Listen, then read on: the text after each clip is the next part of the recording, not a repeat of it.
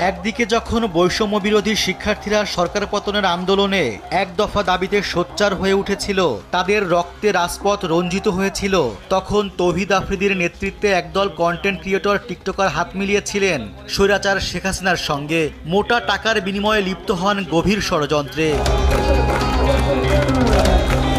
ছাত্রদের বিরুদ্ধে ভিডিও বানিয়ে আন্দোলন ভিন্ন খাতে প্রভাবিত করতে কড়া নির্দেশ দিয়েছিলেন আফ্রিদি। তার কথা মতো কয়েক লাখ টাকার বিনিময়ে প্রথম ভিডিও বানিয়ে প্রকাশ করেন তাহমিনা চৌধুরী প্রীতি নামে এক টিকটকার।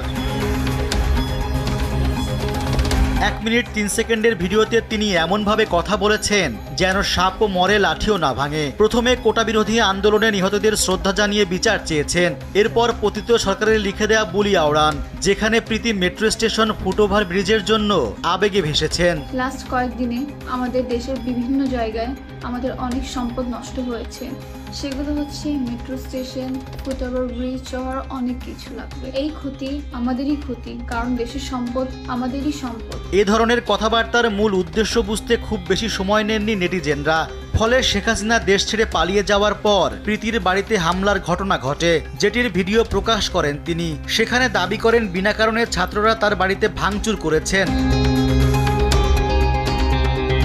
তবে প্রীতির বাড়িতে ভাঙচুরের কারণ জানিয়েছেন content creator RS Fahim Chowdhury. তার দাবি অনুযায়ী ছাত্র আন্দোলনের বিপক্ষে প্রথম ভিডিও বানান প্রীতি, এজন্য তৌহিদ আফ্রিদির কাছ থেকে বিকাশের মাধ্যমে মোটা অঙ্কের টাকাও পান।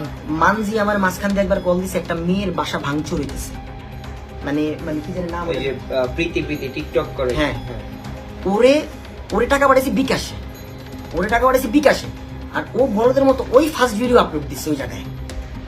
ওই জন্যই ওর বাসাটা ভাঙচুর হয়েছে। আমি যখন মানজিরে বললাম ওটা কি কোন একটা ফল্ট করছে, যে কারণে ওর বাসা ভাঙচুর হয়েছে প্রথম দিন। গোমর ফাঁস হওয়ার পর নেটিজেনদের তোপের মুখে পড়েছেন প্রীতি। ফেসবুকের বিভিন্ন গ্রুপে কটাক্ষের শিকার হচ্ছেন তিনি। দেয়া হয়েছে বয়কটের ডাক, এমনকি তাকে প্রতিহত করতে চিনে রাখার জন্য বলছেন তারা। রেজওয়ান সিদ্দিকী, দেশ টিভি।